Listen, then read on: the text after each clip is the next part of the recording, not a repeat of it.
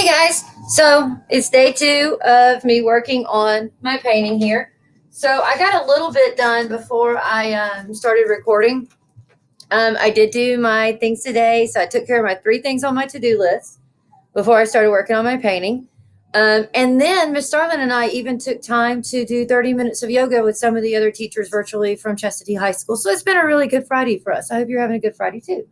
So once I finished updating your grades, sent out some emails to your parents. If you haven't turned your assignments in for this week, make sure you get that done. Sent out some emails for that and did a few other little things as far as your Canvas assignments goes. I started working on this. So all I've done today is kind of started roughing in with a sketch my proportions, where everything's going to go. So what I've done is I took that photograph I showed you guys yesterday of my dad when he was a little boy on the tractor, and I printed it out on a piece of paper because I'm going to end up marking on this, and I don't want to mark up my old photograph. So I printed this out so I'd have this to mark on, and then I started sketching it out. Now all I'm using to sketch it out with is vine charcoal. All vine charcoal is it's a type of charcoal, but it's just these little thin vines of it that are great for doing gesture drawings or rough sketches and stuff like that. And the cool thing about them is when you use them, if you make marks with them on your canvas or whatever, and something's not right, to erase it, you just rub it. It's gone.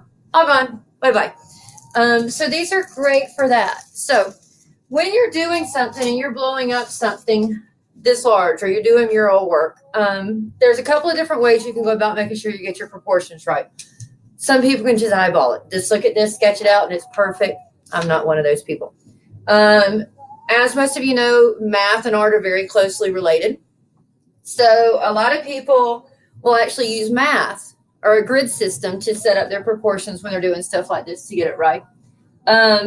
Michelangelo, during the Renaissance, when he was doing the Sistine Chapel, that's what he used, was a grid system. So all they do is they take their plan, which for us is a photograph, for them it was their drawing, and then they would blow it up in sections so that they got their proportions correct. Because when you're looking at something that big from small sections at a time, it's really easy to get off, and you don't want to do that. So that's the way they do it. But the only reason they probably did it that way is because back in the Renaissance, when Michelangelo was painting the Sistine Chapel, he did not have a projector.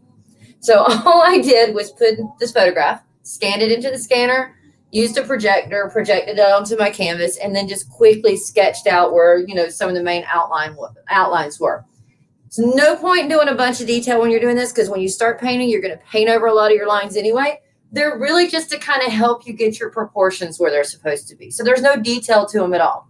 And even once it was said and done, I went back in and started kind of just defining a few other things with my vine charcoal that I might have missed with the projector, because I didn't spend a lot of time on that. So I worked a few of those little loose things in so I get my proportions. So this is pretty much all I'm going to do for today. Really, because in about 20 minutes I get to go home for the weekend. What? Okay.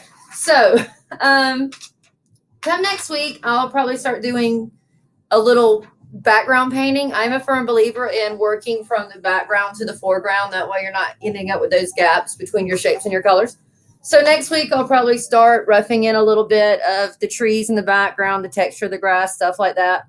And then I'll start working from the back to the front. The last part of this I'll do will probably be this area right up here, all this little detail stuff in the front of the tractor.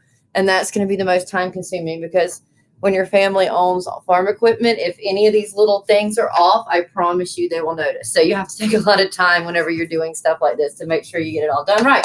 So that's what I'm going to be working on next week, is I'm going to start working on the painting on this. I still got to practice a little bit with how I'm going to put the overlay, and I'm not even really sure what I'm going to use for the overlay yet for my dad. I know there'll be something. I've got some ideas. I just got to figure out which one it's going to be.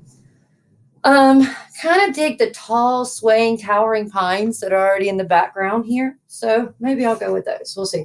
But anyway, so that's where I'm at today. I've got my background my background drawing done so that I can start doing my painting.